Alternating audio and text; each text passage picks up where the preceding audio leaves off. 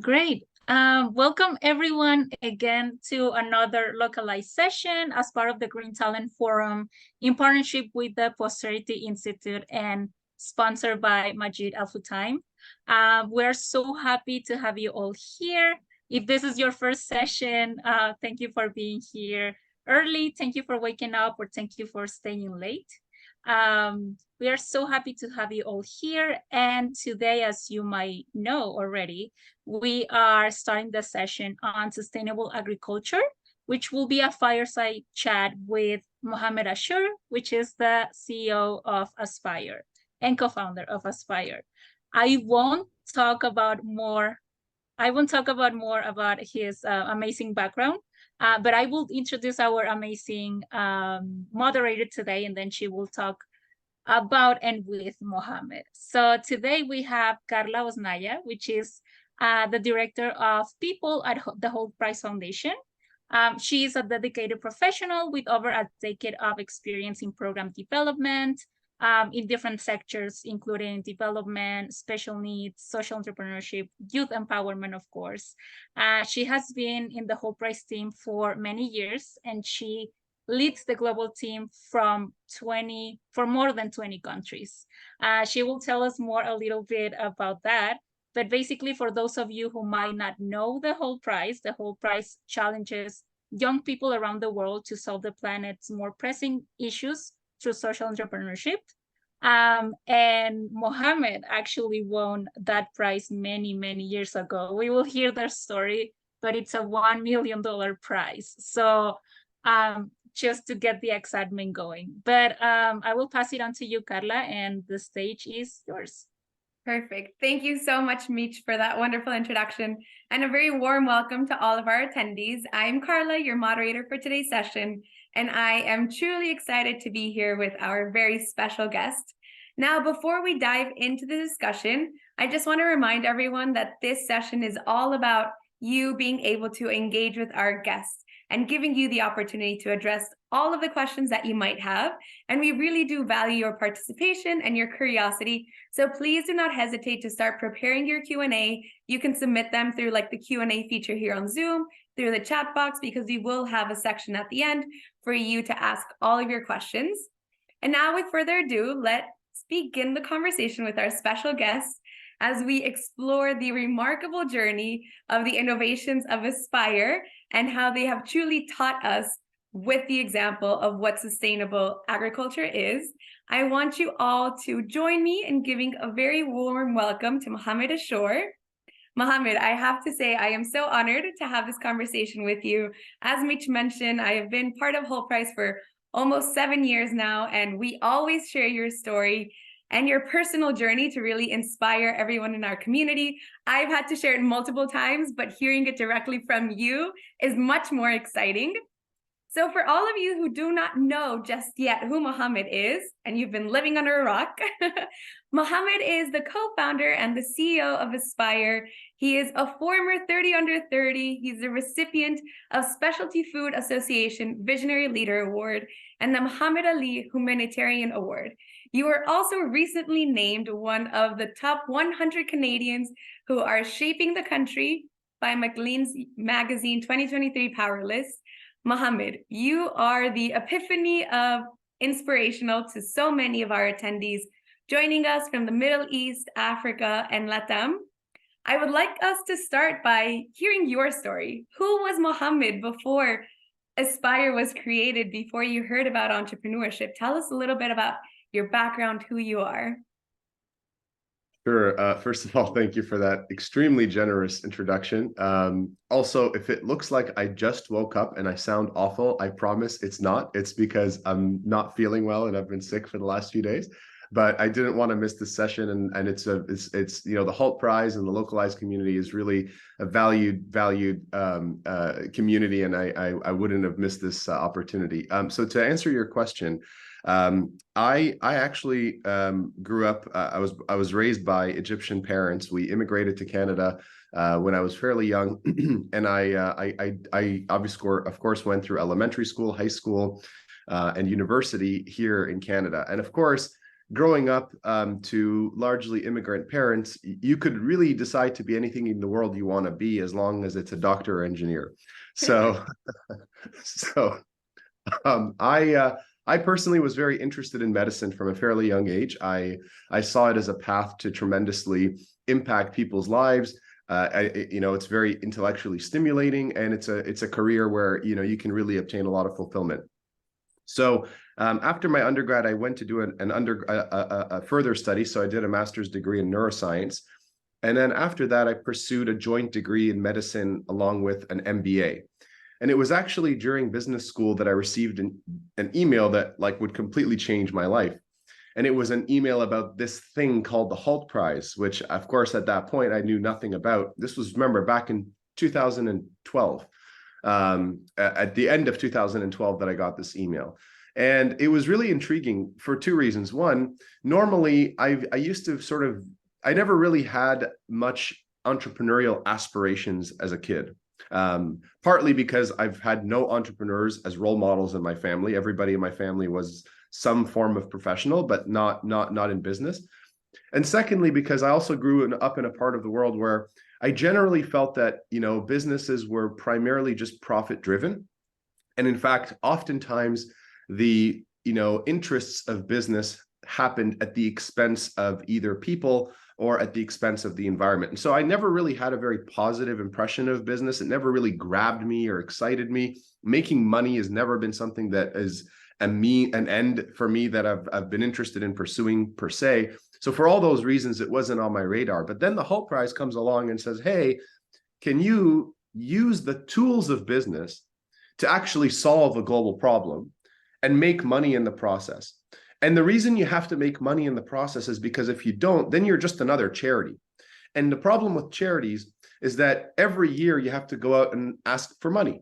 And the problem with that is, depending on who writes you a check, you pretty much have to make them happy.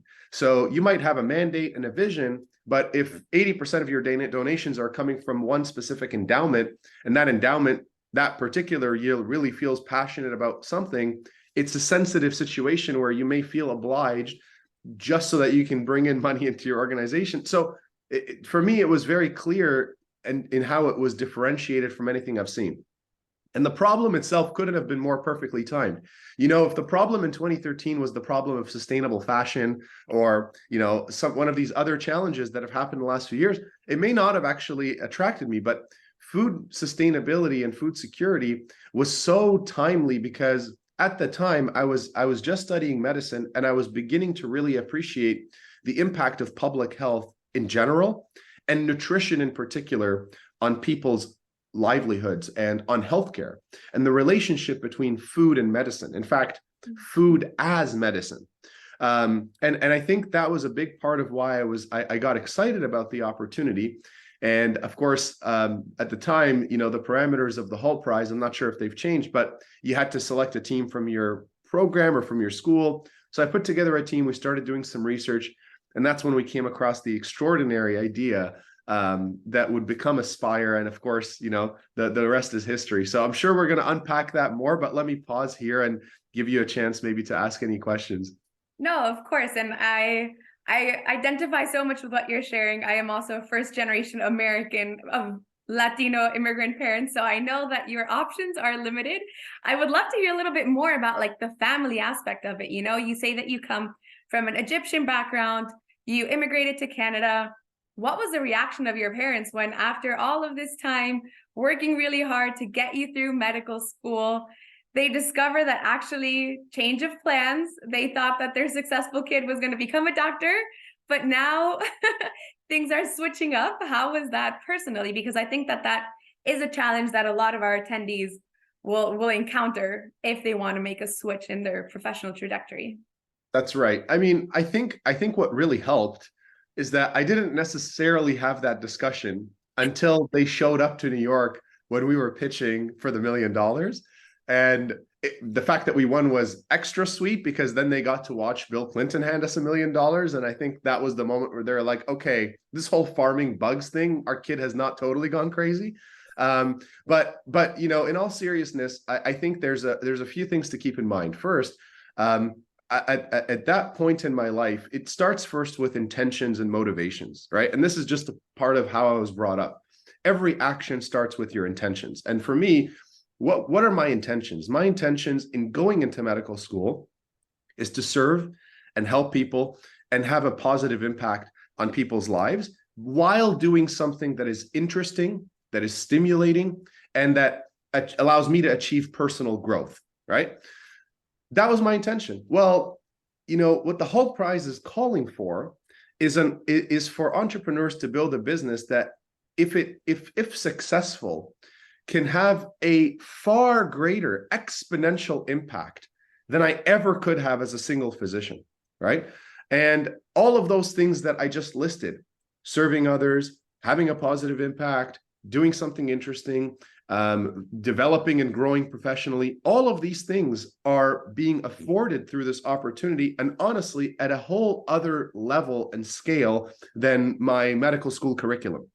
So for me, although emotionally I was very attached to the idea of being a physician, and it's a journey I had already invested a lot of time and energy into, it's just that it was emotional. But when you really sit down and think it through rationally, it really made very little sense for me not to transition to this path, which was just going to allow me to and enable me to do everything I hope to do as a physician, but at a massive scale that I couldn't anticipate before.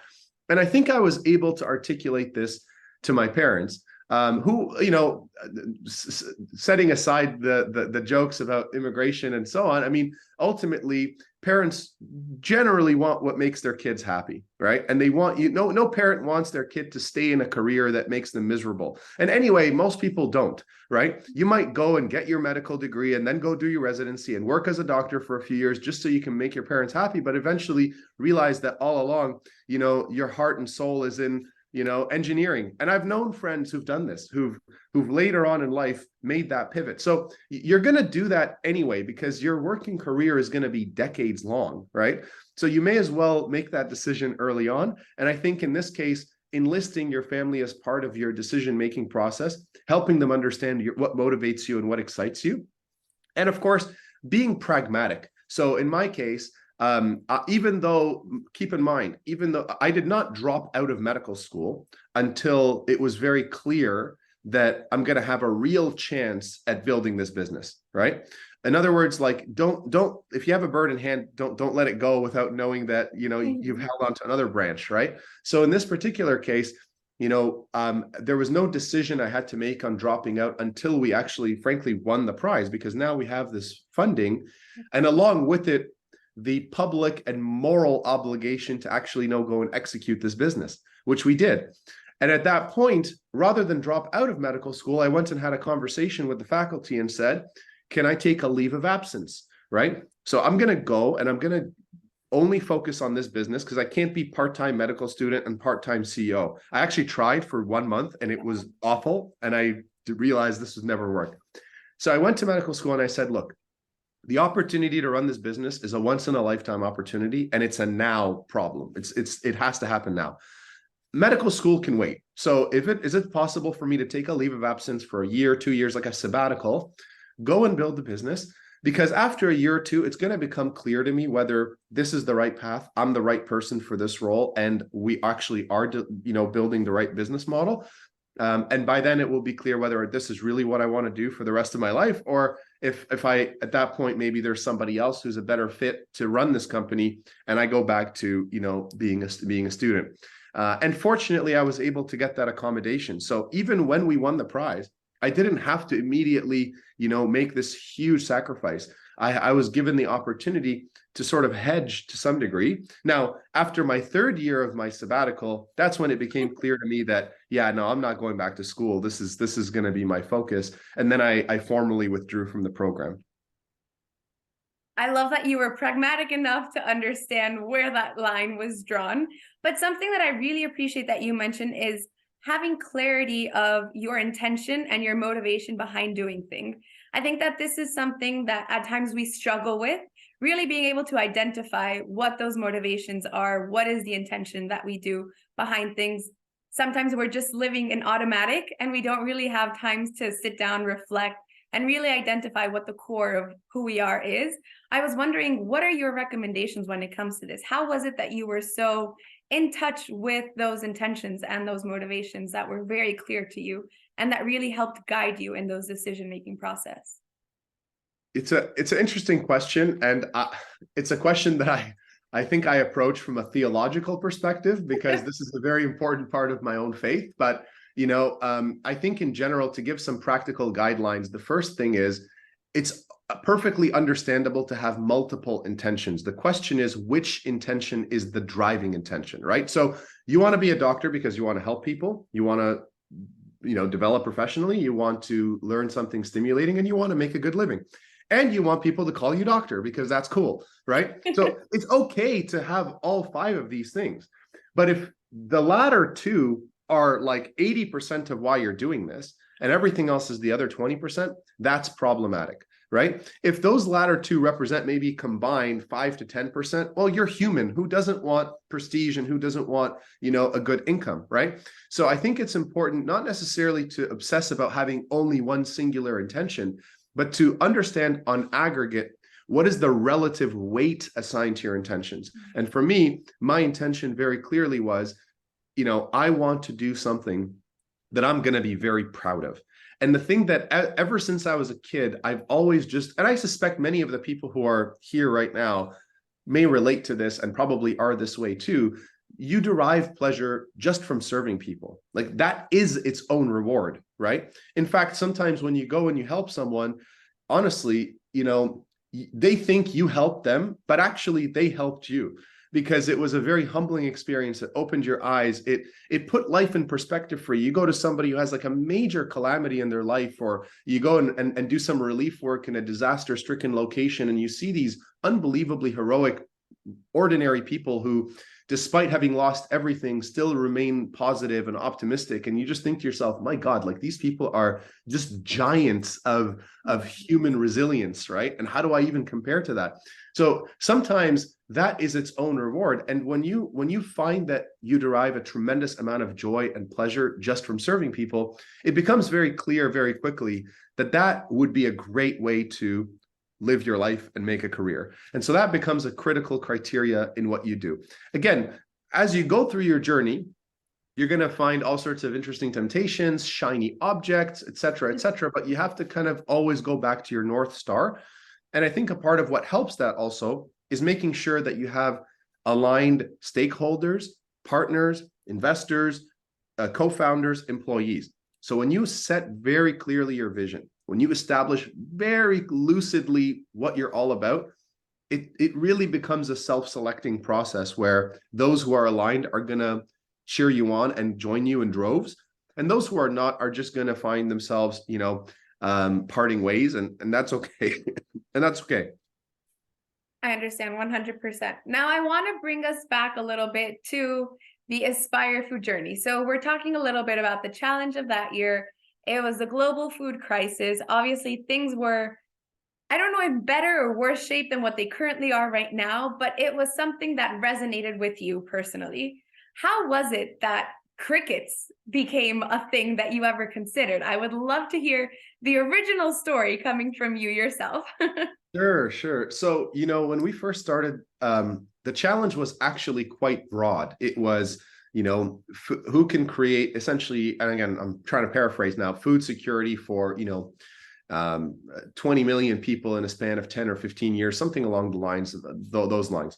And addressing food security can be done in many ways, right? You can increase food production. You can improve food distribution of existing food. You can reduce the waste of existing food. I mean, 40% of all produce never makes it to the supermarket because it gets spoiled along the way. So there's so many different ways to address this issue. And there isn't one single silver bullet solution. But for us, we realized that, because the funnel is so wide, we have to narrow things down. So one of the criteria we set for ourselves is we wanted something that is truly novel, something that, is it like, it's not going to be, okay, we're going to add vitamins to potatoes or something like that, right? So it had to be something that's unique and novel. It had to be something exciting. It had to be something that was innovative. It had to be something that was on the food production side of the spectrum, because that's where we felt, our core competency as a team could potentially be of use. And interestingly, as I even assembled this team, my co-founders, I was very deliberate to pick people from very different academic and professional backgrounds, precisely so that we can all come with very different and diverse experiences that can then shape the direction that we take. And so that we can generate as many creative out-of-the-box ideas. You know, you have somebody who grew up in Canada, one person who grew up in Egypt, so you're going to get all these interesting and rich experiences coming in. Now, actually, what did happen is because we're all so aligned on our values, we very quickly started to get a lot of groupthink, despite the diversity of our group. And so one of the days, I actually came to the team and I suggested that we actually all go in completely separate directions and to not speak to each other until we've spoken to random people and generated new ideas. And so the homework basically was everybody go for the week, don't talk to each other, talk to random people on the street, in the subway, anywhere, and use this opportunity to try to maybe just generate some new ideas. And so one of the people that I happened to see that weekend was a very dear friend of mine who's a physician in Montreal. His name is also Mohammed, actually, and we had a coffee together, and I remember asking him, you know, amongst other things, you know, I brought up this topic of food security, and I asked him, you know, his thoughts, and a few other people that were sitting around the table, and he said to me, you know, I'm obviously not an expert on food security, so I can't really comment on that in too much detail, but I have to tell you about something really extraordinary that happened in my clinic the other day. So I had a patient come in and she was complaining of abdominal pain. And, you know, naturally, amongst other things, I took her history and tried to understand what had she consumed in the prior few days. And one of the things that she listed was ants, like she ate bugs. He looks at me and he says, you know, isn't that weird? I said, yeah, you know, it's kind of weird. And honestly, it's kind of gross. That was my reaction. And then that was the end of the conversation. Now I'm driving home that night and, you know, the scientist in me is reprimanding myself for the fact that, you know, I just essentially dismissed an entire cultural practice just because I didn't grow up with that practice. And I felt that that was pretty pathetic and I should know better, especially coming from my own ethnic background where, I mean, we eat all sorts of interesting delicacies in Egypt that if I were to describe them to, you know, somebody just born and raised in Canada, a third generation Canadian, they would like raise their eyebrows, right? And these are delicious delicacies. Like, I mean, but yeah, I suppose when you start explaining to people that, you know, take like a sheep's intestine and clean it out and stuff it with rice, like people are like, well, what is going on, right? So, and also I actually was born in Saudi Arabia. And I remember when I used to, like, as a kid, you know, we would go in different parts of the country, even in Mecca, like there would be like locusts everywhere sometimes, and people would grab them and they're like a delicacy, people would eat them. So it wasn't like a completely foreign concept. So I decided for all these reasons, it would be pretty lousy of me to just dismiss this because I didn't grow up eating bugs, right? So let me do some research and see if this idea has legs. And that's what happened. The team and I started doing some research and we quickly realized, wow, so insects are a widely consumed protein source in many parts of the world, incredibly sustainable because they are so efficient at converting what they eat into protein. So they use a fraction of the amount of land, water, and energy. It's arguably the oldest source of protein that humans have ever consumed, and it's ubiquitous and so on and so forth. And that's when we realized, okay, well, wait a second. If this is so widely consumed, supposedly, and if this is such an important and nutritious source of, you know, food, why is this not more universally or widely and certainly commercially available, right? So you go to like a specific small little area in Oaxaca and there's like little, you know, huts and people who are selling these grasshoppers in their little like food trucks. You know, you go to like Kumasi, Ghana, and again, there's these very informal little kind of mom and pop things. But why is this not in supermarkets? Why is this not more widely distributed?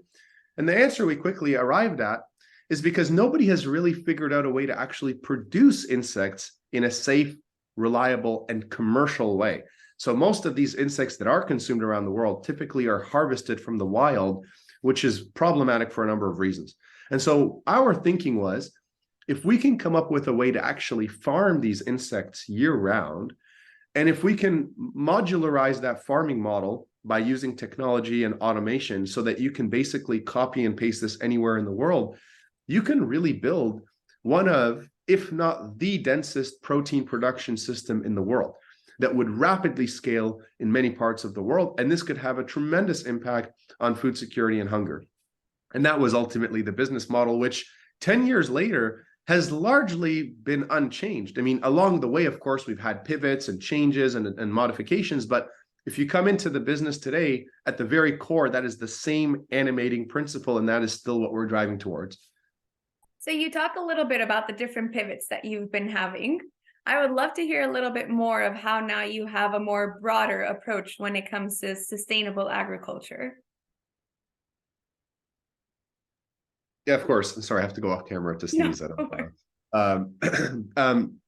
So first, I think the incredible thing that happens for you as an entrepreneur, especially when you start at a young age, and especially if this becomes your first venture, is it's a very humbling and incredibly fulfilling experience, because the sheer amount of learning that you get to experience is really hard to fathom. Like, you're talking to somebody who did, 4 years of bachelor's in science, 2 years of master's in neuroscience, 2 years of business school, half of medical school. And I promise you, I've learned more in the first 4 years of building Aspire than I did in all these degrees combined. And this is not, please don't misinterpret this to say, go drop out of school and school is not useful.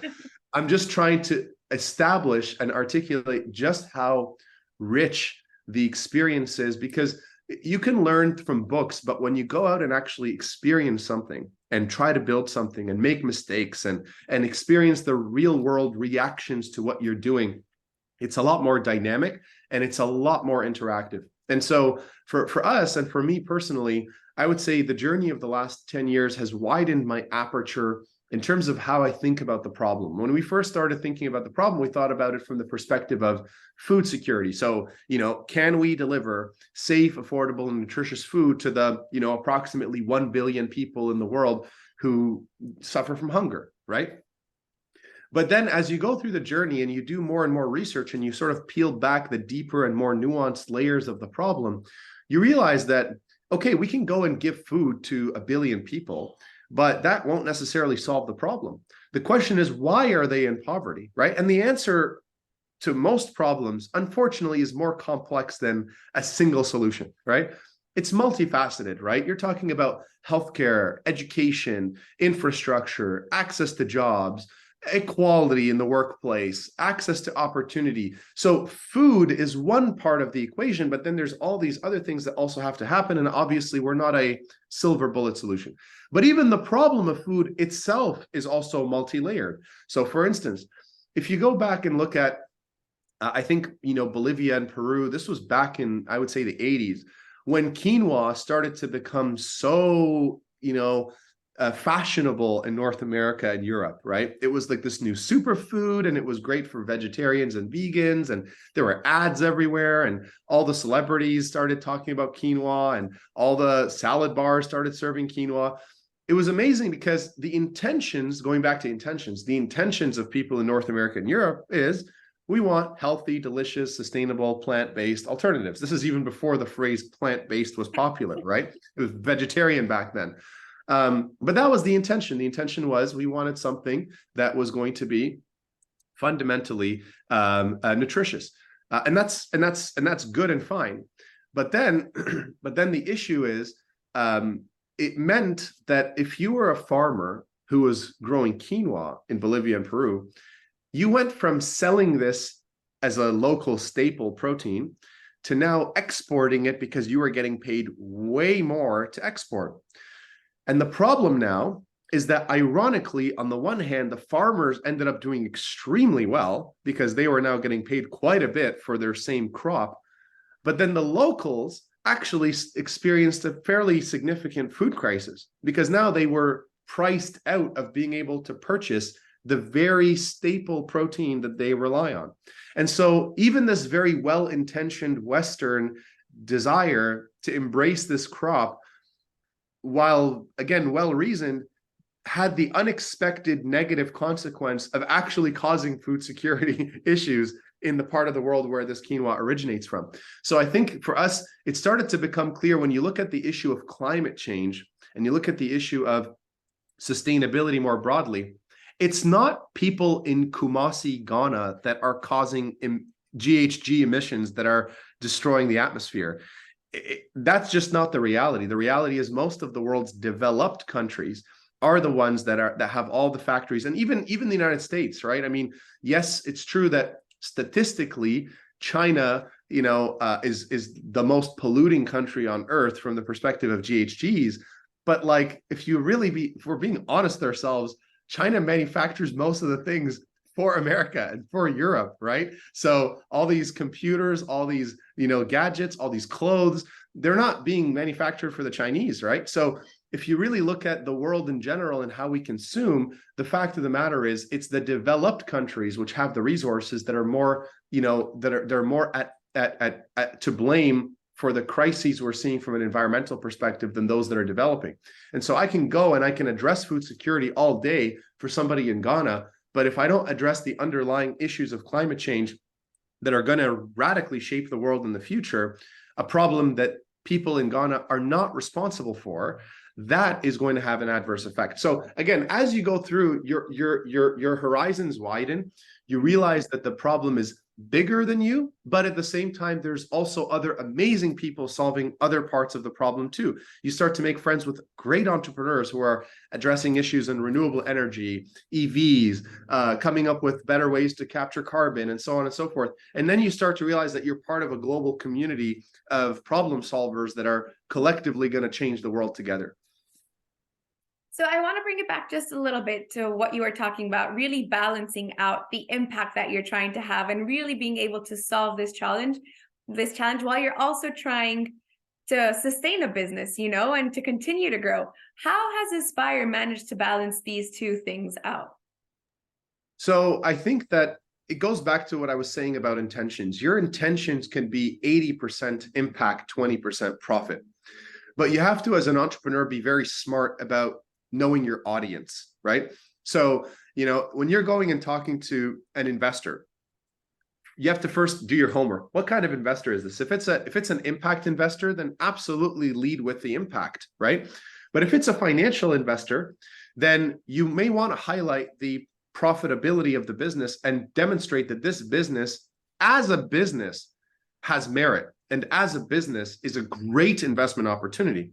Oh, and it so happens to also address all these issues. And I say that because not every entrepreneur has the luxury of having access to capital when they need it, where they need it, right? Especially in a macroeconomic climate that they definitely can't control. And I mean, today, especially, unlike any time, frankly, in the last 10 years, the climate for raising capital is very challenging, and the cost of capital has become very expensive. So if you're a very wealthy person and you want to start your own business, amazing, because then you can call all the shots and you don't have to be beholden to anyone, and that's wonderful. But that's not the reality for most people. And if you're the type of business like mine, where not only are you not independently wealthy to fund it by yourself, and even though we won the $1 million prize, which was an amazing achievement, for a business as capital intensive as Aspire, that is a very small amount of money. I mean, just to put things into perspective, we've by now invested over $100 million at Aspire, right? All that money had to come from somewhere. And especially, before you're able to generate revenue, and never mind profit, revenue, because you're talking about a business where first we have to spend all these years doing research and development, prototyping, engineering buildings, piloting, demonstrating that we can grow the product. And then once we do, now going and actually building a commercial factory. So before you've even generated $1 of revenue, you've already spent tens of millions of dollars of investor capital. So that means that for years, you're asking investors to bet on a concept before technically you've proven the concept to them. Now, to be honest, the type of investor who's willing to make that bet is a special investor. So you're already very fortunate if you find an investor who's doing that, because especially nowadays, today, there's become, I think, And I think this is going to change in the next few years, but in the recent probably 18 to 24 months, the markets have really contracted, cost of capital has gone up, and investors are really unenthusiastic about, cash burning startups. They want businesses that will be profitable and cash flow positive in like 12 months or something, which isn't always what's best for the business, by the way. Sometimes you should take your time to really build out the concept rather than being focused on cranking up profit too early. So I think for us, what was important was first to find the right investors who would be aligned with our values, but also to understand that not every single investor gets warm and fuzzy about just climate change or about food security, right? And as long as they're not overtly, mocking your cause or overtly doubting your cause. Like I don't think I've ever raised money from like, a climate change denying, investor or fund, right? And even if, I don't know, one of them maybe privately does, certainly that's not something they've said to me, right? And it's not, so I think you have to be a bit smart about how you position yourself and how you position your business to be successful. Like I remember Beyond Meat and Impossible Burger, when they first started raising money, they would always begin with, we are going to put an end to the slaughter of animals. We are going to change the world. We are this, we are going to that. And then over the years, those slides would still be in their presentation, but they would go to the end, right, of the presentation. And they would begin with, we're going to win because we have a better product that consumers love, that is over time going to be more cost effective. Oh, and by the way, it happens to be good for the planet, right? You have to really say up front what sets you apart, what is going to make you win commercially. And in addition, why is it that what you're doing is so needed for the world and will make the world a better place? Thank you so much for that. And I see that we have a lot of questions coming in, but I want to ask two more questions to Mohammed, and then I'll give the mic over to everyone else. So something that I wanted to speak about was the fact that Aspire was just named the top AI solution to address hunger. So I would love to hear, first of all, congratulations on that. But would you mind telling us a little bit more about the importance of AI and how it could actually help us minimize the environmental impact? That's something that I personally hadn't heard about before, and I'm super intrigued to hear how Aspire has been doing that. Yeah, absolutely. I mean, so generally speaking, when you think of what we do, right, what we have is we've built, certainly here in Ontario and Canada, we've built a very large, highly automated manufacturing facility that produces crickets at scale, right? And in this facility, we collect millions and millions and millions of data points every single day on things like temperature, humidity, light intensity, sound pressure, all these different variables that impact the growth and quality of the crickets that we farm. Now, when you're collecting millions of data points, that sounds really cool, but the problem is who's actually going to process that data, and then who's going to analyze that data, and then who's going to generate meaningful insights from that data that are going to convert into business decisions? Well, certainly not a single person or even an army of people, because that's just a lot of data to comb through. This is where it becomes really useful to start using machine learning and to start using algorithms, because you can be able to develop algorithms that can go through your data, that can sift through your data after you've labeled it and done all the sort of the grooming of the data itself so that it can be primed to go through the machine learning process. And then you can actually identify all sorts of interesting correlations in your data, some of which are obvious, like a person like you and me, if we're looking at the data and we see that, for example, there's been an increase in yield in this part of the factory, which happens to be correlated to an increase in temperature. And therefore, we might both conclude that, well, maybe greater temperature equals greater yield. But there are sometimes other parameters that are non-obvious and are actually irrational. And so you and I would most likely not see them, or even worse, dismiss them because they seem irrational. But a model can go through millions of data points and highlight that this irrational relationship nevertheless is persistent throughout your population. And then you can therefore obtain some justification and some explanation for why that seemingly irrational anomaly is in fact rational. So for us, the utilization of machine learning and applied AI in a manufacturing context is hugely powerful, because it enables us to dramatically improve and self-correct and self-optimize our production, which means that this factory will continuously produce more just by virtue of the fact that we are learning better and more about the process and optimizing that process in real time. And I think that that's just going to be broadly the case in virtually every single industry and sector. And I mean, I think to the extent that you can identify ways to leverage either large language models or machine learning or other forms of applied artificial intelligence in your business, you can have a significant competitive advantage. At the same time, it's important to not just kind of use AI for the sake of using AI. There has to be like a real clear business advantage to doing so. And I think in our case, it's a very compelling use case. Now that you explain it, it sounds so obvious and it sounds so clear. And I wonder how we did it before AI was a thing. But my last question to you, Mohammed, is just going to be, what advice would you have for everyone that's in the audience? We have students who are currently in school, recent graduates, and they might just really be passionate about addressing global challenges, but not really sure where to start. What would be your main advice to them?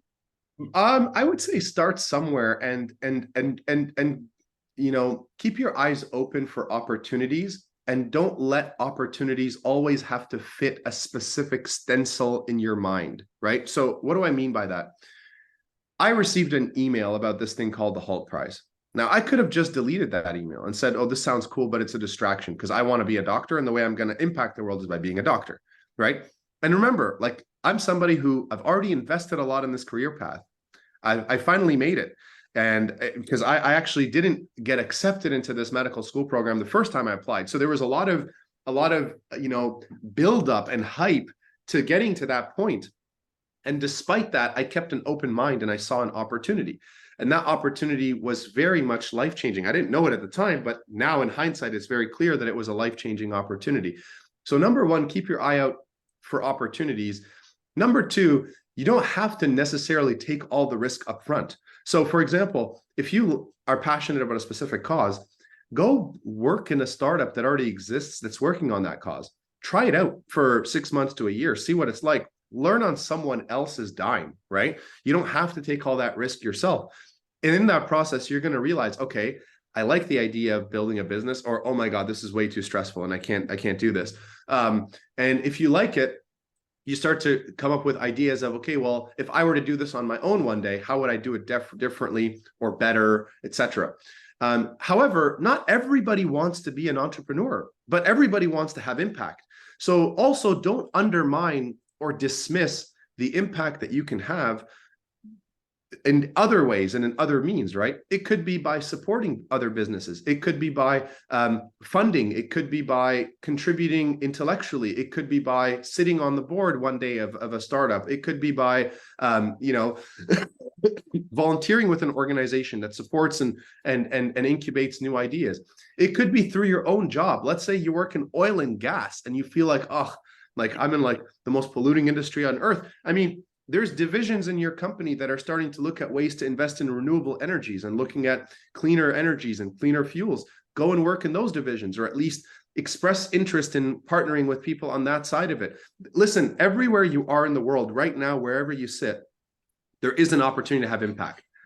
Don't let your specific view of or definition of impact limit you from obvious opportunities in front of you. If you tell yourself impact only matters if it impacts 1,000 people at a time, then when you walk out of your door and you see a brick in the middle of the road that probably should be removed or else it's going to puncture someone's tire, you may not necessarily think, well, that's impact, right? But we have to have a much more fluid definition of impact, and we must seize every opportunity to have impact. And eventually a major opportunity for significant impact will come across your path.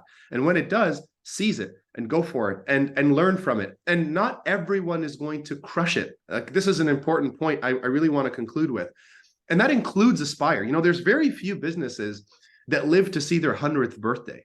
In fact, there's very few businesses that live to see their 50th birthday, right? The life expectancy of business is not like the life expectancy of humans. So at one point or another, the odds are that your business's journey is going to come to an end, either because you ran out of money, you failed to anticipate a market transition and some new up and coming competitor disrupted you, and that was the end of that. It could be because the service or need that you provide is no longer needed in the, I mean, there's a whole host of reasons, right? It could be because a family feuded and they tore the business apart. I mean, there's all sorts of reasons these things happen, right? But understand that when you're an entrepreneur trying to change the world, the business of changing the world is hard. And your assumptions that you start out with constantly change, right? So you might start off your idea or your concept at a certain point in time based on the world at that moment in time. But then 5 years later, the world changes completely. And so is your business still the right business? Is your ideas still the right ideas? Is the team still the right team? These are all considerations you have to factor in. So go into it with the expectation and the desire to learn, and you will win.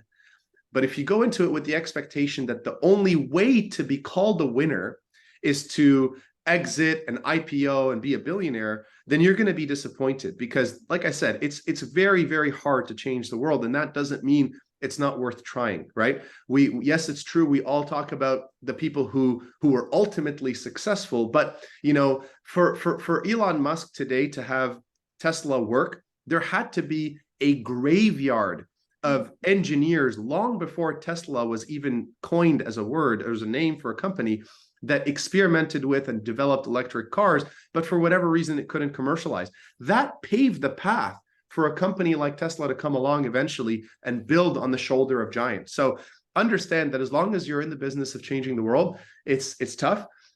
It's inherently rewarding if what you're after is the fulfilling and rich experience of trying to actually make a difference. And understand that the difference you're out to make is going to be made. It's just a question of time. And not always the stars are going to align in your favor. And that doesn't mean you failed. It just means that maybe the timing wasn't right. And that's a learning experience in and of itself. So don't be discouraged if you don't make it happen the first time or the second time or even the 10th time. And don't be discouraged if the results aren't as immediately forthcoming. It's not easy. And if it were, everybody would do it. Thank you so much for those words, Mohammed. I personally took notes of that. I hope everyone in the audience also took notes. If not, make sure that you watch the recording, because I think that this is a little pep talk that we all need to hear at times, and I'm happy that we have it recorded.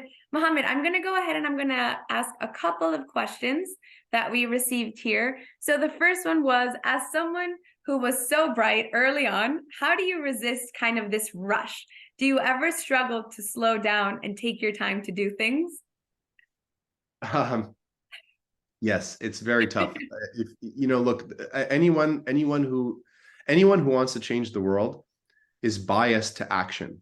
And when you're biased to action, you want things to happen now, right? When there's a disaster somewhere in the world, you mobilize then and there. You got to go, right? There's no time to, sit down. Which framework should we use? Let's put our 2x2 matrix and put our SWOT analysis. Like, you got to go, right? So yes, to a degree, the challenge for an entrepreneur is to find the healthy balance between strategy and execution. If you're just spending all your time thinking about the problem and how to strategize and how to optimize, you're never going to do anything, and you're never going to put your pencil down. But at the same time, if you also are just executing without it being anchored in strategy, you can waste a lot of money and make a lot of mistakes. I mean, when we built our factory here in Ontario, at some point we had to put our pencils down and start construction. And the reality is, the moment you put your pencils down, you already regret it, because oh man, we could have done this differently. We could have done that differently. And as you're building it, you start to see things. You're like, oh, that was a mistake. This was a mistake. But that's how it is. You learn from that experience. And then the next factory you come and build, you aggregate all those learnings and hopefully implement them in your next facility. And then you improve in your third, and so on and so forth. So don't view it as an end goal. You can't perfect. It's a constant journey of evolution. It's a constant journey of self-improvement. So definitely keep your hunger as far as trying to be oriented towards action, but make sure that it is fundamentally grounded in strategic thinking, and it's not impulsive or emotional, because otherwise you could end up inadvertently harming your cause by running out of steam. And the reality is, and this is a very simple and pragmatic piece of advice. You know why they tell you on an airplane to put on your mask before you put it on your child? It's not because the goal is to teach people to be selfish or self-absorbed. It's the opposite. It's because when you put on your mask, now you have oxygen flowing to you that can allow you to not only put on a mask on your child, but on everybody around you, the elderly lady across the aisle, etc. But if you put it on your child first, you could actually get unconscious, and then your child doesn't even have their mask on. So you have to, as an entrepreneur, really look at it that way. How do I impact this cause? Well, the most important thing I need to do is I need to make my business work, right? Because if my business doesn't survive, then the work we're doing won't get to continue, right? So we need to figure out, how do we keep this, how do we extend the longevity of this vision? And part of doing that is being agile and responding to the realities of your environment, and making adjustments as necessary. Never to the fundamental core reason why you're doing it, but yes to the tactics, and yes sometimes to the approach. And now what about when you are feeling unmotivated, or you feel like your objectives might seem a little bit out of reach? What is it that keeps you focused? What is it that keeps you going? Look, I think that everybody's different. For me, what motivates me is to go through the intellectual exercise and make sure the numbers work, right? So for example, if I feel really discouraged because, I don't know, the yield in our factory is really poor, and our yield needs to be X in order for us to be profitable, and it's like half X, and it's not clear how we're going to get to X in the next year. That's a very dramatic example, but just take it for what it is. For me, what motivates me won't be like, I don't know, watching an inspirational movie or, hearing like a motivational prep talk. What would motivate me would be to sit down with my scientists and engineers and to think through the problem. Say, okay, why are we at half X or 0.2X or whatever the awful like current reality is? And what is the distance between where we are and where we need to go? And what are the practical steps we need to take to get there? And how realistic are each of those things to do? And then you start to kind of get a little bit more comfortable. You realize, okay, so first of all, there is hope. There is a plan. We can get there. Now, maybe that plan requires more money. Maybe it requires more time. Maybe it requires more talent that we don't have in the building. So then let's list out what it's going to require, right? And then once you define what it's going to take to get there, then you go and you have very honest discussion with your stakeholders. So I go to my board of directors, I go to my investors, and I say, look, I have good news and bad news. The bad news is we are worse off than we thought we are, and we are further from our end goal than we thought we are. The good news is we came all this far. We're right here, and the end zone is in sight. It is going to cost a little bit more, and there is a solution, and we can get there, but it's going to take this much more capital and this much more time. And hopefully you're able to galvanize the resources and support that you need. And again, why this exercise is so important is because that's the exercise you have to do anyway in the end, right? If you have a problem, ultimately, what are you going to do? Like, you're not going to give up. So you're going to keep trying. But when you try, you're going to have to convince your stakeholders, starting with your employees, that your plan actually makes sense and is going to work. Otherwise, they're going to be demoralized if they feel like they're being enlisted into an exercise and in a project that they don't think is actually going to work. So they have to buy into the plan.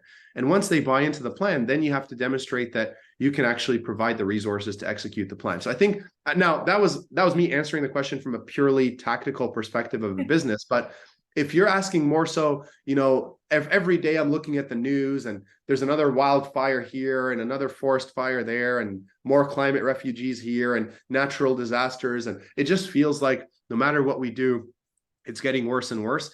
I mean, I would just say that could probably just be, your algorithm for your newsfeed. So understand, like, we live in a world that, yes, has a lot of problems, but it has a lot of problem solvers. And there's lots of communities just like this one, full of people who are problem solvers, who are optimists, who are idealists.